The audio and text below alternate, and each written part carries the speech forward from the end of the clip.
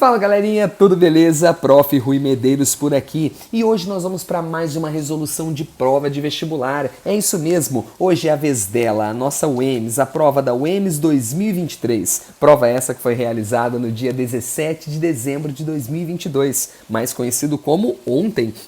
Então vou resolver com vocês aqui o passo a passo de tudo que caiu nessa prova e no final eu vou dar o meu parecer. Lembrando que a prova da UEMS, assim como a prova da UFMS, também é feita pela famosa e polêmica FAPEC, né? É a FAPEC que sempre dá um probleminha ou outro. Agora vamos ver se nessa prova eles mandaram bem. Vamos lá então? Bora começar? Se você ainda não é inscrito no nosso canal, por favor se inscreva, não custa nada, ajuda a gente a crescer, porque conteúdos como esse sempre são feitos para vocês, tá bom? Vamos lá, gente. E a primeira questão é de um velho assunto que sempre é cobrado nessa prova, tá? Que é a parte de óxidos. E ele diz o seguinte, ó, óxidos são considerados compostos binários. Gente, para começar, o que é um composto binário, né? Binário é qualquer composto formado por dois elementos químicos, tá? Formado por dois elementos químicos. E ele fala em que o elemento mais eletronegativo é o oxigênio. Então, pera um pouquinho que eu quero falar uma coisa com vocês aqui,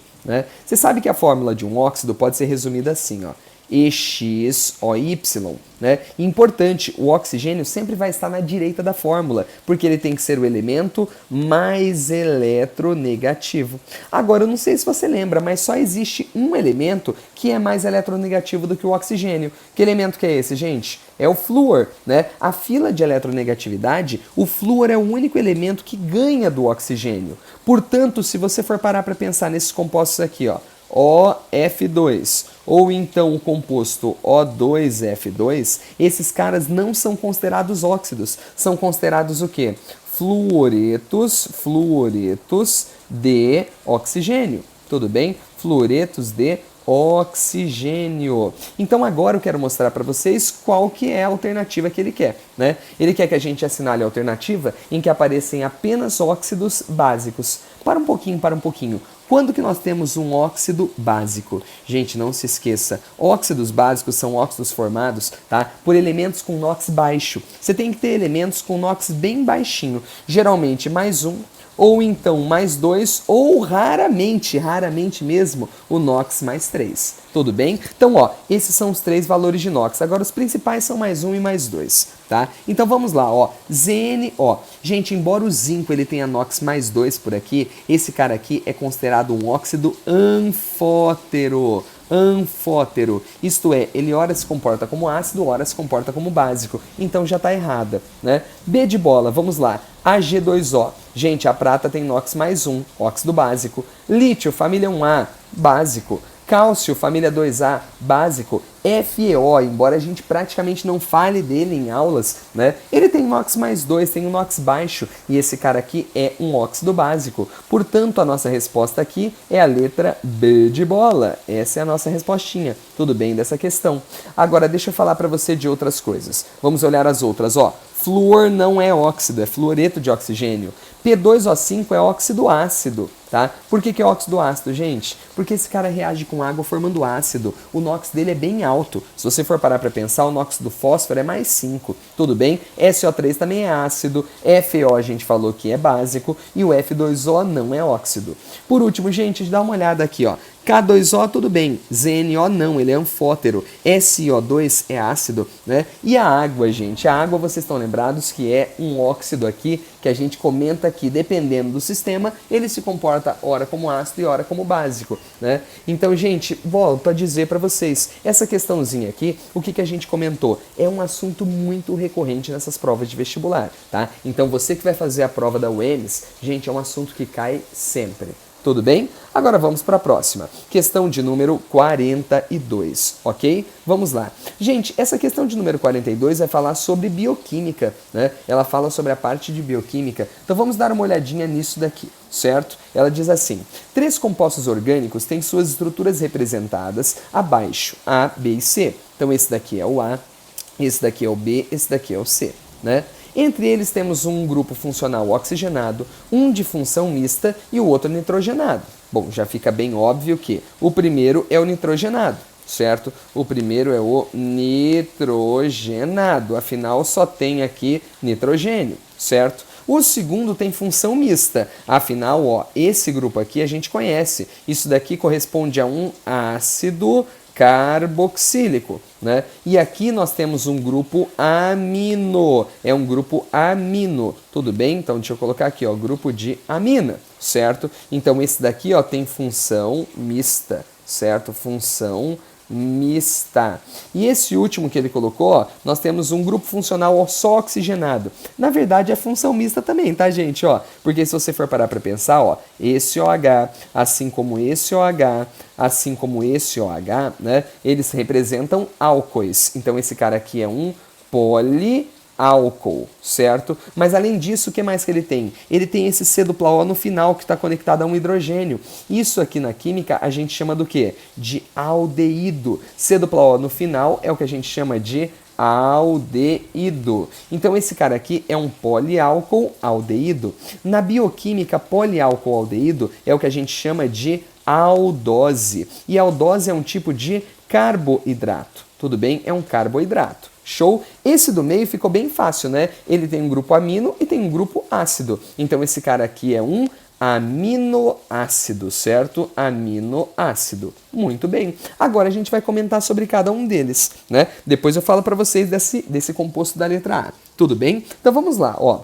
O negócio é o seguinte, letra A. Na estrutura A, que é esse primeiro aqui, é de função mista? Não, ele é nitrogenado. E representa um aminoácido? Não, quem representa é o B. Segunda, a estrutura C possui função oxigenada? Possui, né? Possui a função álcool e a função aldeído. E representa um lipídio? Não, ele representa um carboidrato, né? C, as estruturas A e B são funções mistas? Não, só a B e a C são de funções mistas, né? E podemos classificá-las como bases nitrogenadas? Não, só o primeiro é uma base nitrogenada. Inclusive, vamos ver como é que andam suas aulas de biologia, né? Quem que é essa primeira base nitrogenada daqui? Gente, essa primeira base nitrogenada é a famosa adenina, que você conhece das aulas de biologia. É a adenina essa daqui. É uma base nitrogenada. Tá? Letra D de dado. A estrutura B é função mista? Sim. E representa um alfa-aminoácido? Sim, tá correto. A letra D de dado é a nossa resposta. Agora, a pergunta que fica é a seguinte. Por que esse cara ele disse que é um alfa-aminoácido? Bom, eu quero te apresentar uma coisa. Você tá vendo aqui o C dupla O? Sim? Então, ó, o carbono vizinho ao C dupla O é o que a gente chama na química de carbono alfa. Tudo bem? Note que o grupo amino está conectado ao carbono alfa. E é isso que a gente diz que é um alfa-aminoácido. Esse cara é um alfa-aminoácido. Bom, eu acho que você também não reconheceu, provavelmente, mas esse alfa-aminoácido aqui é um famoso também da biologia, conhecido pelo nome de prolina. Isso aqui é a famosa prolina. Esse alfa-aminoácido que eu te apresentei. Tá bom? Então a letra D de dado é a resposta. Pronto, última. A estrutura A possui função nitrogenada? Sim. E representa um carboidrato? Não.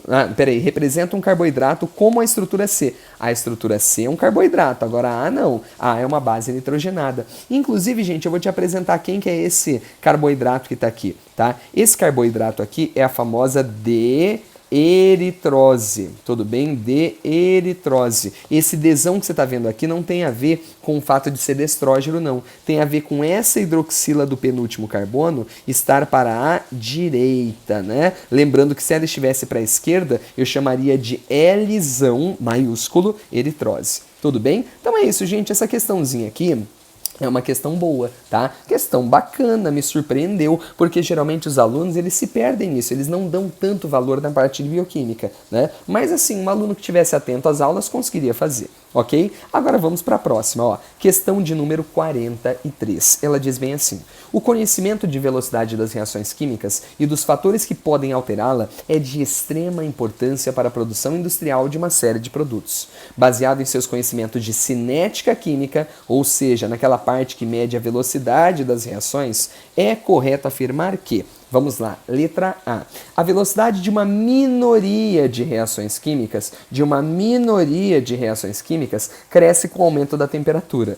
Claro que não, gente. A velocidade de todas as reações cresce com o aumento da temperatura, né? Inclusive, esse daqui é uma confusão de muitos alunos. Tem gente que pensa que só a reação endotérmica fica mais rápida com o aumento de temperatura. Não, qualquer uma. Toda reação acelera quando você aumenta a temperatura. B de bola. A velocidade de uma reação química quase sempre independe da concentração dos reagentes. Pelo contrário, né, gente? Na maioria das vezes ela depende. É uma ou outra que a concentração de um componente não afeta, né? Então tá falsa. C. A velocidade de uma reação química depende da orientação apropriada das moléculas na hora do choque. Claro que sim, já dizia a teoria das colisões, né? A reação química depende de dois fatores. Tem que ter uma geometria favorável, e tem que ter a famosa energia de ativação. Daí sim a gente vai dizer que uma colisão é do tipo efetiva. Então está correta a letra C. Vamos lá? Bom, letra D de dado. Para reagentes sólidos, quanto maior for a sua superfície de contato, menor será a velocidade da reação. Não, né, gente? Maior será a velocidade da reação. Tá errado. Letra E. A adição de um catalisador a uma reação altera a variação de entalpia. Não, gente, não se esqueça, né? O catalisador, a presença do catalisador, ele não vai afetar o ΔH, né? Ele não afeta o ΔH. Além disso, o que mais que ele não causa? Ó, esse cara não é consumido, isto é, a concentração dele é constante o tempo todo. E por último, o catalisador não desloca equilíbrio químico, né? Não desloca equilíbrio químico. Então, gente, eu vou falar para vocês, falou de catalisador, lembra disso tudo. Ele não afeta o ΔH, não é consumido durante o processo e não desloca equilíbrio químico. Esse não é consumido, fique atento, tá? Na verdade, o que o catalisador ele faz? Bom, na realidade, ele é consumido no início, mas ele é reconstituído no final. Então, a gente fala que a concentração dele é constante o tempo todo, tá? Então, quando eu falo para você que ele não é consumido, é porque a concentração dele se mantém constante o tempo todo durante o processo. Tudo bem? Então é isso. Questãozinha bem básica sobre cinética química, ok? Agora vamos lá. Questão de número 44, que muita gente deve ter errado, mas muita gente mesmo. E agora a gente vai discutir sobre ela. Vamos lá? Bom, ele vai falar da fenolftaleína. A fenolftaleína, ou 3,3-bis-para-hidroxifenil, ftalida, é um composto bastante empregado em química, principalmente na verificação de acidez e basicidade de substâncias. Lembra que ele é um indicador de acidez, né, gente? Em pH abaixo de 8,3, ele fica incolor, né? E no pH acima de 10, ela fica rosa carmim, não é verdade? E entre 8,3 ali e o 10, ele fica com rosa claro. Tá? E ele fala bem assim, que ele é obtido a partir dessa reação. E ele fala bem assim, baseado nas reações orgânicas, é correto afirmar que o composto A é o quê? Quem que é esse composto A? Gente do céu, vou falar para você, ó. O que aconteceu, né? Os alunos geralmente olhavam para a fenolftaleína, tá? E olhavam isso daqui, que é um grupo de éster, correto? Que é um grupo de éster. E falavam, ué, é éster a resposta, né? Então já marcava a letra B sem nem parar para pensar. Mas, gente, cuidado, porque ele te deu uma reação e não foi à toa. Quer ver? Vamos tentar entender o que está acontecendo? Vamos lá, ó. Primeiramente, esse cara aqui, ó, é o OH, tudo bem? É o fenol. Você tem, então, duas moléculas de fenol reagindo com o composto A. Peraí. Vamos tentar enxergar onde é que foi parar esse fenol? Vamos lá? Ó, um fenol foi parar aqui e o outro fenol foi para onde? Aqui, certo? Mas tem uma coisa que você não pode se esquecer, né? No fenol, você sabe que aqui embaixo, tá? Assim como em todos os outros carbonos, a gente tem um átomo de hidrogênio, não é verdade? Então, ó, aqui não existe mais esse átomo de hidrogênio, afinal ele fez uma ligação com um carbono. Então, o que eu quero falar para você? Primeiro detalhe, esses hidrogênios aqui estão saindo, 2 hidrogênios estão saindo e com certeza estão indo para onde? Para essa água que você está vendo aqui, para essa água que você está vendo aqui. Mas está faltando um oxigênio, não tá? Então agora eu quero te apresentar uma coisa. Com certeza esse composto A, ele forneceu qual parte da fenolftaleína? Isso tudo aqui. Isso tudo tem que ser fornecido por quem? Justamente pelo composto A. E essa parte aqui tem quantos carbonos? Vamos contar? Tem 1, 2, 3, 4, 5, 6, 7, 8, certo? Então a fórmula dele tem que ser qual? C8. Primeira coisa, tem que ser C8. Quantos Hs esse cara tem? Vamos ver? Ó, aqui tem H, certo? Então, ó, aqui tem um H. Aqui tem um H, aqui tem um H, aqui nós temos um H, não dá para eu desenhar na geometria correta, porque senão vai pegar ali em cima, tudo bem. Aonde mais que nós temos H? Bom, deixa eu falar para você, aqui nesse carbono tem H? Não, aqui não tem, certo? Agora, o único que poderia te dar uma confusão é esse. Mas se você olhar para as alternativas, ó, ele coloca H4 em todas. Então, vou colocar que esse cara é H4. Tudo bem? Depois eu te explico. Você já deve estar pensando aqui, ué, Rui, mas e aqui? O que tem? Então, deixa eu te falar a última parte. Você viu que a água aqui foi formada, né? Você lembra que os dois hidrogênios da água vieram desse cara. Agora, de onde que veio esse oxigênio? Com certeza veio desse cara aqui. Porque, gente, tem que ter vindo do composto A esse oxigênio. Afinal, o fenol não perdeu o oxigênio dele, certo? Então, aqui, nesse carbono, tinha que ter oxigênio. Então, peraí, vamos tentar imaginar uma coisa? Vamos lá. Se esse cara tem 4 hidrogênios, né? Porque todas as alternativas estão colocando isso, então esse carbono aqui, obrigatoriamente, antes dele formar isso, ele tinha que ser o quê, gente? Um C dupla O. Ele tinha que ser um C dupla O, justamente para ter o oxigênio que foi para a água, não é verdade? E não ter mais nenhum hidrogênio. Agora eu te pergunto, imagina o seguinte, ó, que tipo de função orgânica é essa que tem O entre duas carbonilas? Bom, quem tem O entre duas carbonilas é aquilo que a gente chama de anidrido. E é por isso que a resposta dessa questão aqui é a letra D de dado. Anidrido. E a fórmula molecular dele qual que era? C8H4O3. Então aqui eu vou colocar O3. Essa daqui é a nossa resposta. Agora, gente, deixa eu falar uma coisa para vocês, né? O que você tem que ficar atento? Nessa questãozinha, gente, muito aluno se confundiu. Então, fique esperto nesse tipo de questão. Fique esperto nesse tipo de questão, né? Porque, gente, é importante. Assim, você poderia ter eliminado algumas coisas. Álcool não podia ser, né, gente? Porque, ó, se você tivesse aqui, ó, se você só pegasse esse núcleo, né, você já pensaria que era um éster. Então, assim, as únicas alternativas que você poderia ficar na dúvida é aquela que falava de éster e aquela que falava de anidrido. Tudo bem? Então, assim, gente, o que eu falo para vocês é que você tem que ficar muito atento com esse tipo de questão, ok? Mas foi uma questão muito boa, tá? Parabéns, FAPEC, por essa questão. Parabéns, né? Agora a gente vai para a última que tem aqui, que é a questão de número 45. Vamos lá? O rótulo de uma garrafa de água mineral traz as informações apresentadas na figura abaixo. Então, aqui está a composição química, com todos os íons, bicarbonato, cálcio, carbonato, cloreto, estrôncio, fluoreto, magnésio, potássio, sódio e sulfato, né? Aqui tem o pH 25, temperatura da água na fonte, condutividade elétrica e o resíduo de evaporação em miligramas por litro. E ele fala bem assim, segundo as informações da tabela, é correto afirmar que a massa total dos íons, preste atenção, a massa total dos íons, agora presta atenção, de metais alcalino-terrosos dissolvidos em 1 litro dessa água, em miligrama é igual a quanto?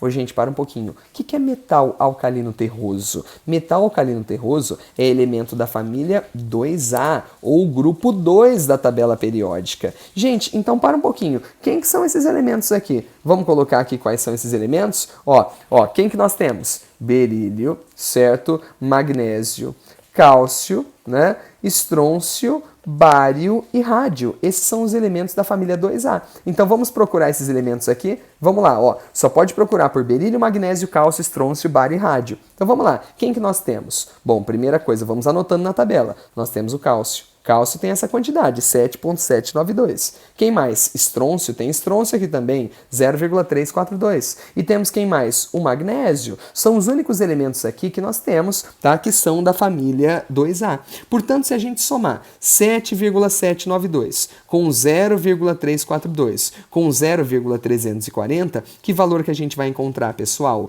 O valor da alternativa B de bola, que é 8,474. Então, a resposta é letra B de bola, 8,474. Gente, essa então foi a prova da UEMS, né? Essa foi a prova da UEMS. Percebam então, gente, o seguinte, né? Essa provinha aqui, eu posso dizer para vocês que foi uma prova bacana, foi uma prova diferente, né? Cobrou reações orgânicas, cobrou um pouquinho de soluções, embora tenha sido muito simples, né?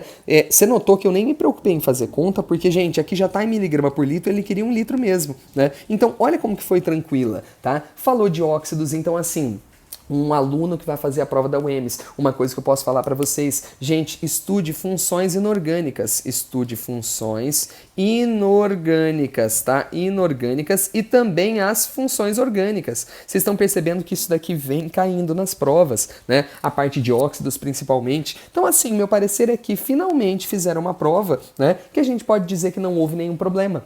Uma prova bem distribuidinha, bacaninha, né? Então achei legal, parabéns FAPEC, mandou bem dessa vez, tá? E mais pra frente eu vou falar pra vocês se alguma questão foi copiada, porque a prova da UFMS teve muitas, né, do passe da UFMS, mas enfim, isso é discussão pra depois. Espero que você tenha curtido o vídeo, se você gostou, curte esse vídeo e se inscreva no nosso canal, afinal conteúdos como esse são postados sempre pra vocês. No mais, gente, um beijo pra todos vocês, valeu e tchau, tchau!